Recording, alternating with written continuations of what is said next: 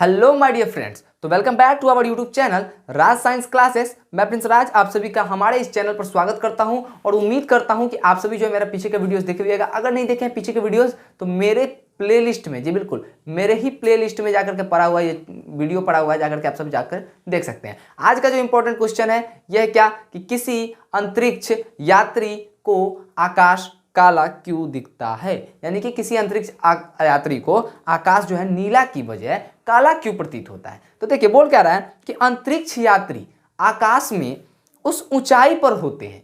जो अंतरिक्ष यात्री होता है ना, जो हमारा जो अंतरिक्ष यात्री होते हैं, कहीं पर भी जैसे कि मान लो कि ये मेरा क्या है, ये मेरा पृथ्वी का क्या है, ये पृथ्वी है और पृथ्वी का वायुमंडल यहाँ तक है, ठीक है। तो अंतरिक्ष यात्री जाते हैं ना, इस वायुमंडल को छोड़ करके बाहर निकल जाते हैं, ठीक है, समझे, यहाँ पर अंतरिक्ष यात्री आ जाते हैं, ठीक है। तो इसीलिए बोल रहा है क्या कि अंतरिक्ष यात्री जो होता है आकाश में उस ऊंचाई पर होते हैं, यानी कि यहाँ पर होते हैं, यानी कि उस ऊंचाई पर होते हैं जहां वायुमंडल नहीं होता। जाहिर सी बात है कि वायुमंडल मेरा यहीं तक सीमित है और ये व्यक्ति यहाँ चला गया यहाँ पर, तो यहाँ पर तो कोई वायुमंडल है ही नहीं, ठीक है। तो यही बोल रहा है कि अंतरिक्ष यात्री आकाश में उस ऊंचाई पर होते हैं जहां वायुमंडल नहीं होता है और वायुमंडल न होने के कारण, वायुमंडल जो होता है ना जहां पर न होता है वहां पर न होने के कारण प्रकीर्णन नहीं हो पाता है। तो प्रकाश के प्रकीर्णन की जो प्रक्रिया है ये सिर्फ और सिर्फ वायुमंडल में ही हो सकती है। अगर वायुमंडल नहीं है तो ये नहीं हो सकता, ठीक है, क्योंकि वायुमंडल नहीं है तो निर्वात है, निर्वात में प्रकाश का प्रकीर्णन संभव है ही नहीं। समझ में आ रहा है कि नहीं आ रहा है, समझे कि नहीं समझे। तो देखो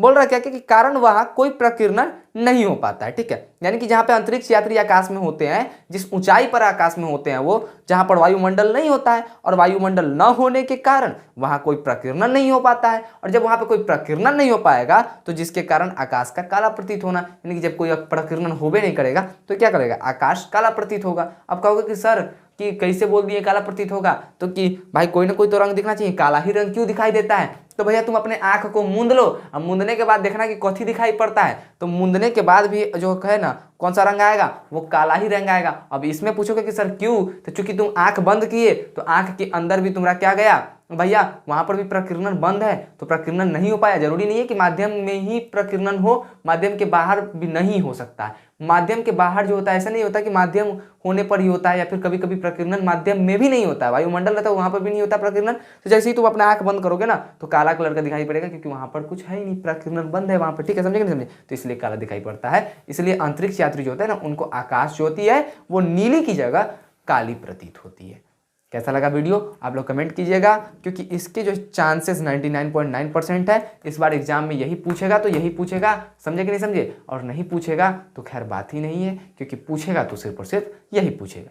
मैं प्रिंस राज विदा लेता हूं, फिर मिलूंगा एक नए वीडियो में एक नए जोश के साथ। तब तक के लिए जय हिंद, जय भारत।